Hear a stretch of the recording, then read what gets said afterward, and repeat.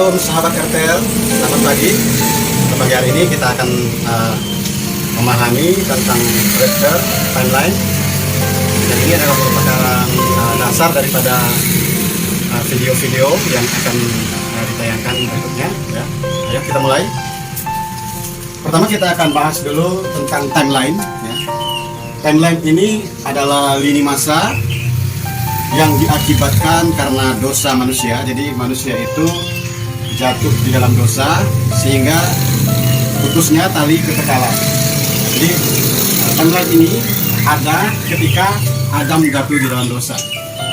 Nah, jadi masa penciptaan Tuhan itu ada 6 hari lamanya, ya, ada 6 hari, dan hari ke-7 dia beristirahat.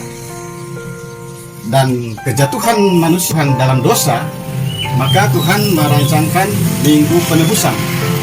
Ada minggu penciptaan dan ada minggu penebusan. Nah, inilah yang disebut dengan timeline, ya, di mana Tuhan merencanakan menebus manusia dari dosa. Dan kita melihat bahwa ada 7.000 tahun, ya, di hadapan manusia dan di hadapan Tuhan itu hanya 7 hari saja.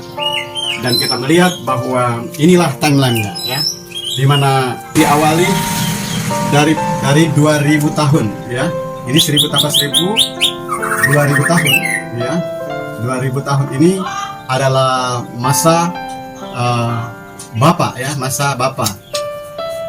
Masa Bapa di mana zaman bapak-bapak mulai dari kejatuhan Bapak Adam sampai kepada Bapak Abraham, ya. Itu terhitung selama 2000 tahun.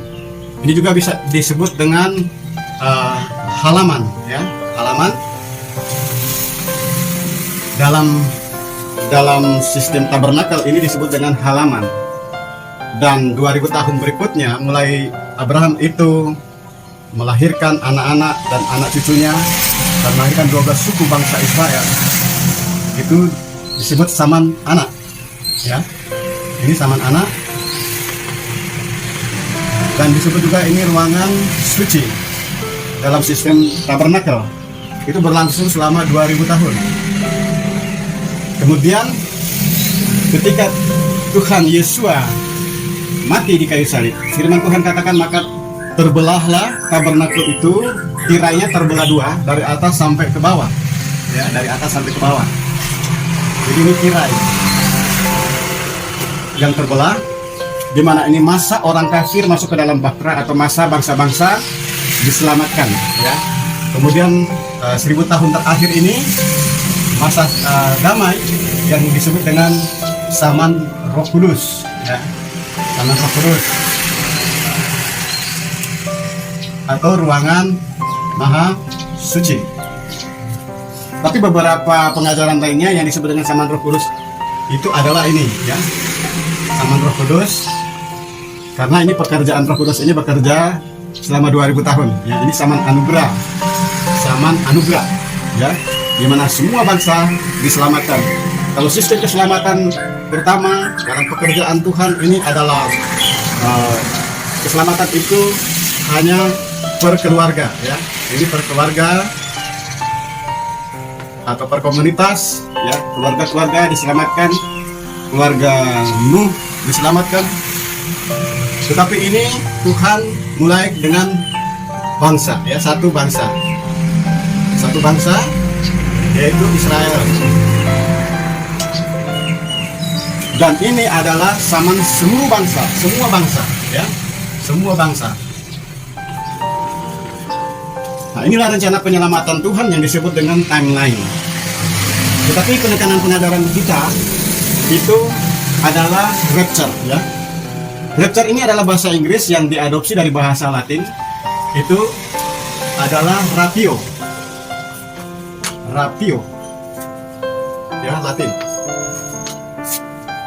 Artinya merampas, ya, direbut, ya, atau dibawa lari. Nah, itu rapture itu adalah tindakan penyelamatan gereja Tuhan ketika masa anugerah itu berakhir, ya, di masa anugerah berakhir dan Tuhan menyelamatkan gereja, ya. Sebetulnya ini disebut dengan zaman gereja juga, ya, zaman gereja atau zaman kehilat, dan Tuhan menyelamatkan gereja Tuhan di awal daripada masa antikris. Inilah yang disebut dengan rapture, ya. Ya, ini pengangkatan yang terjadi yang akan kita bahas seterusnya. Tapi ini pengajaran ini semua nanti ada kaitannya, ya. Ini masa antikris 3,5 tahun dan masa masa pelayanan daripada Yesua selama 3,5 tahun. Ada banyak juga orang yang menafsirkan bahwa masa tribulasi itu selama 7 tahun, ya. Tapi ini ada hitungannya dan didasari dengan Alkitab. Nanti kita akan pelajari dari mana ini berasal 3,5 tahun. 3,5 tahun ini ada hitungannya dan ada ayatnya, ya. Dari mana kita menghitung itu? Kalau kita menghitung 7 tahun itu sangat tidak tepat sebetulnya, ya. Tapi nanti kita akan melihat perhitungannya ini berikutnya. Simak terus, ya, videonya, nanti kita akan mengerti dasar-dasarnya. Nah, pada pagi hari ini kita akan membahas tentang rapture yang diambil di dalam 1 Tesalonika pasal yang keempat, ayat yang ke-16 dan yang ke-17. Pengangkatan itu adalah terjadi satu kali untuk selamanya, ya. Jadi istilah saya itu adalah penerbangannya hanya satu kali, ya. Penerbangannya hanya satu kali, dan ini terdiri dari dua kloter, kelompok terbang. Yang pertama itu adalah mereka yang mati di dalam Kristus, ya. Yang dimaksud dengan yang mati di dalam Kristus itu adalah orang yang sudah mengambil persamaan di dalam kematian Kristus, ya, di dalam baptisan. Mereka dibaptis dan dikuburkan di dalam kubur yang dilambangkan dengan air. Mereka masuk ke dalam air dan mereka keluar dari air itu, mereka mengambil persamaan dengan kebangkitan. Nah, itu yang disebut dengan orang-orang yang mati di dalam Kristus. Artinya orang-orang yang mati di dalam Kristus atau Mesias atau Hamasia itu dihitung dari kematian daripada Yesua, ya. Kematian daripada Yesua sampai ketika pengangkatan itu terjadi. Nah, jadi inilah yang disebut dengan rapture, ya. Yang kedua adalah mereka yang masih hidup, tetapi yang hidup juga di dalam Kristus, ya. Jadi dua kloter ini, dua kelompok terbang ini, yang pertama itu yang mati dalam Kristus. Kenapa saya sebutkan yang pertama itu yang mati dalam Kristus? Karena ini urut-urutannya di dalam 1 Tesalonika pasal yang keempat, ayat yang ke-16, bahwa yang terlebih dahulu yang terjadi itu adalah mereka yang mati di dalam Kristus itu akan dibangkitkan terlebih dahulu. Kemudian mereka yang masih hidup sampai terjadinya, ya, rapture itu adalah mereka yang akan nantinya akan diubahkan. Jadi mereka yang diubahkan ini adalah mereka yang hidupnya juga hidup di dalam Kristus. Jadi istilah ini sama-sama mereka yang mati dan hidup itu, mereka mati dan mereka hidup dan mati di dalam Kristus adalah orang-orang yang sudah mengambil persamaan di dalam baptisan air, dalam penguburan, di dalam kematian, penguburan dan kebangkitan daripada Kristus, ya. Inilah yang disebut dengan rapture, ya. Jadi ini adalah dasar dari semua pengajaran tentang pengangkatan, tentang akhir zaman, ya. Akhir zaman itu sebetulnya adalah perhitungan sejak gereja itu lahir, sejak kehilat itu lahir, ya, sampai berakhirnya masa pemerintahan antikris itu, ya. Ini sebetulnya disebut dengan akhir zaman, ya. Dan ini masa kita hari ini sebetulnya bukan akhir zaman, tetapi zaman akhir, ya. Jadi zaman akhir itu adalah di ujung daripada pengajaran akhir zaman, ya. Jadi ini pengajaran akhir zaman dan kita ada di area ini, ya. Ini adalah akhir, ya, zaman, ya, ini zaman akhir daripada akhir zaman.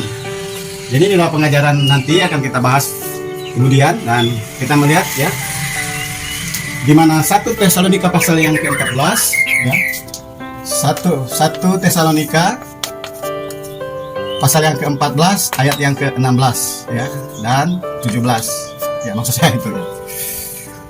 Di mana firman Tuhan katakan bahwa mereka yang mati di dalam Kristus akan terlebih dahulu bangkit.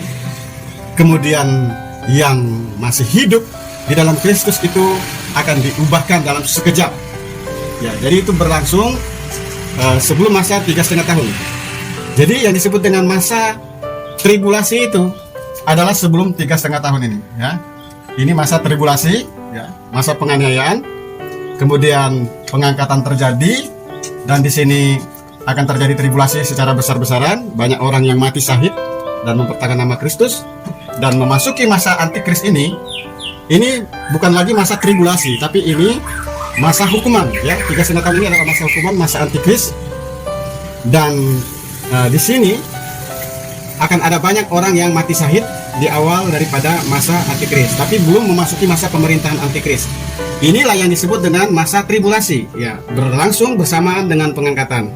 Sebagian orang diangkat ya, gereja Tuhan diangkat ke awan-awan, dan yang tertinggal itu mengalami masa tribulasi, dan sebagiannya mengalami masa pemerintahan antikristus selama 3,5 masa.